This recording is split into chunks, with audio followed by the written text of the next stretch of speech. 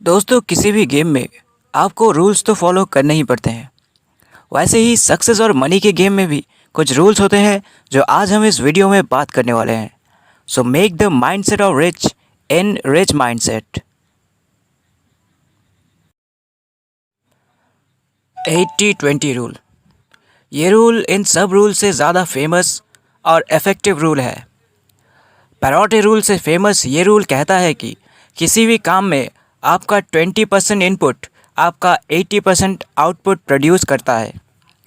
जैसे कि आपके 20% सेटिस्फाइड कस्टमर आपके 80% रेवेन्यू जनरेट करते हैं।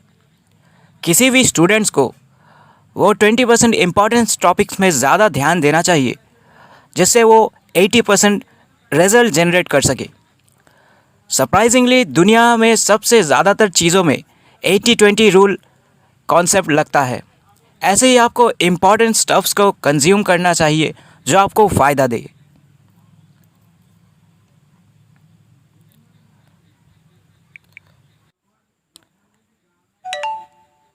The 2 minute rule. दोस्तों, हमारे लिस्ट में सबसे सिंपल रूल है द 2 मिनट रूल। इस रूल को सबसे पहले ऑथर डेविड एलन ने दुनिया के सामने इंट्रोड्यूस किया था। तो ये रूल ऐसा है कि अगर कोई भी काम हो जो आपको कि 2 मिनट में कर सकते हैं तो जल्द से जल्द उसे कर लीजिए। लेकिन कॉजन, इस रूल को सिर्फ प्रोडक्टिव काम में ही यूज़ करना है, नहीं तो ये रूल आपका प्रोक्रास्टिनेशन का टूल बनकर रह जाएगा। एक और बात, अगर आपको कोई टास्क करना है और वो आपको अच्छा नहीं लगता, लेकिन वो काम आपके लिए इम्पॉर्टेंट है, तो आप इस काम को 2 मिनट्स के लिए शुरू कीजिए, क्योंकि शुरू करना ही सबसे टफ चैलेंज होता है। तो वहाँ पर आप इस रूल को अप्लाई कर सकते हैं और इस रूल से आपको गारंटेड सक्सेस मिलेंगी, क्योंकि मैं भी पर्सनली इस रूल को अप्लाई करता हूँ। तो दोस्तों, अगर आप इस रूल को यूज़ करते हैं तो हमें कमेंट में ज़रूर बताइएगा।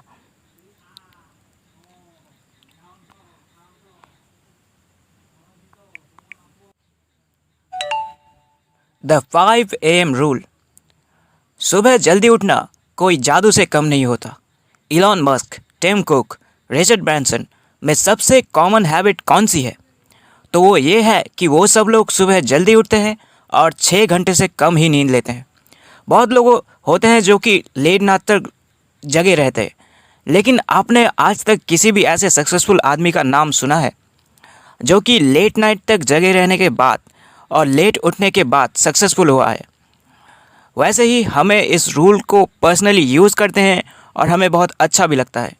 इस रूल को सबसे पहले वर्ल्ड के सामने इंट्रोड्यूस किया था ऑथर रॉबिन शर्मा ने उनके बुक द 5 AM क्लब में। चलिए नेक्स्ट हैबिट देखते हैं।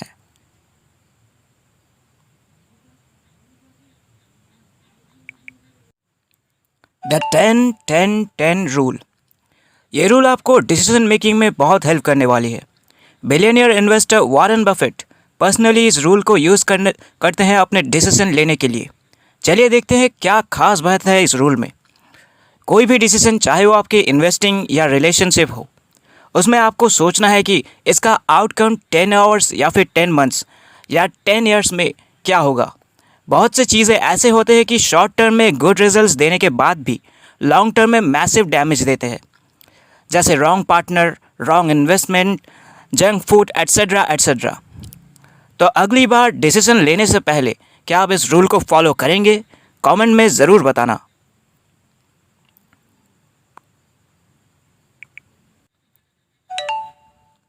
The 100:10:3 investing rule. ये रूल सबसे ज़्यादा रियल एस्टेट इन्वेस्टमेंट में यूज़ किया जाता है और इस रूल से इन्वेस्टर को बहुत ज़्यादा प्रॉफिट भी मिल रहा है।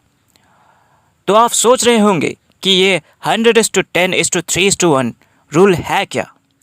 तो ये रूल कहता है कि कोई भी प्रॉपर्टी खरीदने से पहले आपको मिनिमम 100 प्रॉपर्टीज़ देखनी चाहिए और उस 100 प्रॉपर्टीज़ में से 10 प्रॉपर्टीज़ ऐसे चूज़ करने चाहिए जो आपको फ़ायदा देंगे, और उस 10 में के बाद 3 ऐसे प्रॉफिटेबल प्रॉपर्टी आपको चूज़ करना है और उस पर बोली लगाना है, और 3 में से एक प्रॉपर्टी को आपको बाई करना है जो आपको फ्यूचर में प्रॉफिट कमा के देगी। दोस्तों, एक स्मार्ट रियल एस्टेट इन्वेस्टर ही जानता है कि प्रॉपर्टी सेल करने से नहीं, प्रॉपर्टी बाई करने से ही सबसे ज़्यादा प्रॉफिट मिलता है।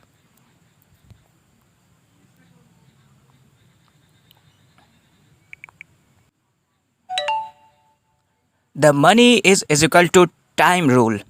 क्या आप ब्रांडेड कार्स, ड्रेसेस और शूज़ लेना चाहते हैं?